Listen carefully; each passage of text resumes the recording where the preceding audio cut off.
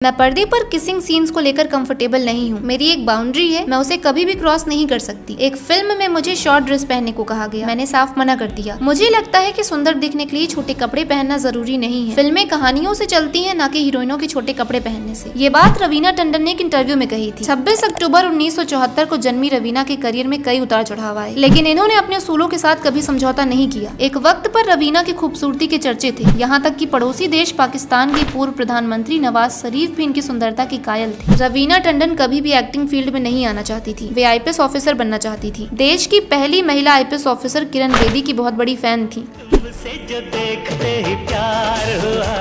एक दिन उन्हें सलमान की अपोजिट फिल्म करने का ऑफर मिला। फिल्म के प्रोड्यूसर जीपी सिप्पी ने रवीना के पिता को फोन कर दिया था। ये फिल्म थी पत्थर की फूल। समय था 1991 का। जो लड़की कभी एक्टिंग ही नहीं करना चाहती थी, वो देखते ही देखते 90 के दशक की सबसे बड़ी हीरोइनों में शुमार हो गई।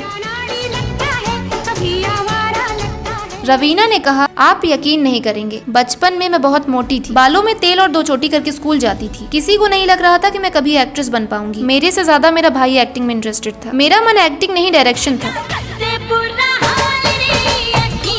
रवीना ने आगे कहा, जब 8वीं में थी तभी पापा को एक फिल्म के लिए असिस्ट किया था। जब रवीना का फिल्मों में आने का मन नहीं था तो फिर ऐसा क्या हुआ कि उन्होंने इंडस्ट्री ज्वाइन कर ली। जवाब में उन्होंने कहा, उस वक्त महेश भट्ट ने अपनी बेटी पूजा को लॉन्च किया था। लोग मेरे पापा से कहते थे कि अपनी बेटी को लॉन्च करो, हालांकि मैं खुद के दम पर काम पाना चाहती थी। मेरे बॉस प्रहलाद कक्कड़ भी कहते थे कि तुम कैमरे के पीछे कब तक रहोगी, तुम्हें आगे आना चाहिए। मैं एक के बाद एक ऑफर ठुकराई जा रही थी। तभी मुझे सलमान खान के साथ एक फिल्म पत्थर की फूल ऑफर हुई। सलमान उस वक्त मैंने प्यार किया की वजह से काफी फेमस हो गए थे। मैंने अपनी कॉलेज की फ्रेंड्स को बताया कि मुझे सलमान के साथ फिल्म ऑफर हुई है। सारी सहेलियां खुशी से झूम उठी और मुझ पर फिल्म साइन करने के लिए प्रेशर बनाने लगी। आखिरकार मैंने भी पापा से परमिशन ली और फिल्म के लिए हाँ बोल दिया।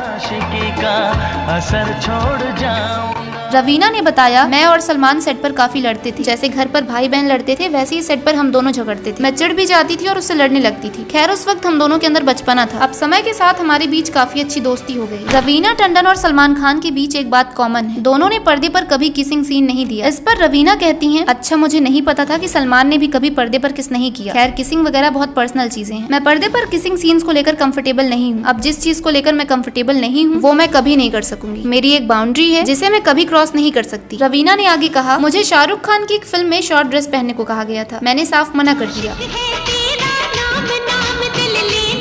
मुझे लगता है कि सुंदर दिखने के लिए छोटे कपड़े पहनना जरूरी नहीं है। मेकअप और ड्रेसिंग स्टाइल अच्छी होनी चाहिए तो सुंदरता अपने आप निखर कर सामने आती है। आप स्क्रीन पर कितनी भी छोटी ड्रेस पहन लो, अगर कहानी में दम नहीं होगा तो फिल्म नहीं चलेगी। रवीना टंडन खुली जीप में कॉलेज जाती थी। जब वो रास्ते से गुजरती थी तो देखने वालों की लाइन लग जाती थी। रवीना ने कहा, मेरे पास एक महिंद्रा जीप थी, मैं उसी से कॉलेज जाती थी। पापा ने मुझे ड्राइविंग सिखाई थी। वो मुझे गाड़ी से ज्यादा गाड़ी के टूल्स के बारे में जानकारी देते थे। 1999 में भारत और पाकिस्तान के बीच कारगिल युद्ध हुआ था। इस युद्ध में एक दिलचस्प घटना हुई। दरअसल इंडियन एयर फोर्स ने पाकिस्तान भेजे जाने वाले एक मिसाइल पर रवीना और नवाज शरीफ का नाम लिख दिया था। उस मिसाइल पर लिखा था, फ्रॉम रवीना टंडन टू नवाज शरीफ। अब इस मामले के बैकग्राउंड में जाते हैं। दरअसल नवाज शरीफ ने एक इंटरव्यू में रवीना टंडन की तारीफ की थी। उन्होंने रवीना को अपनी पसंदीदा एक्ट्रेस बताया था। इसे लेकर एक और किस्सा है। कारगिल युद्ध के दौरान भारतीय सेना ने अपने शहीद जवानों का शव मांगा। तब पाकिस्तानी फौज ने अजीबोगरीब डिमांड रखी। उन्होंने कहा कि हम शव तो दे देंगे, लेकिन इसके बदले में रवीना टंडन और माधुरी दीक्षित को पाकिस्तान भेजना पड़ेगा। रवीना ने कहा कि पहले और आज के दौर को देखें तो सेलिब्रिटीज को लेकर जनता और मीडिया का रवैया थोड़ा बदला है।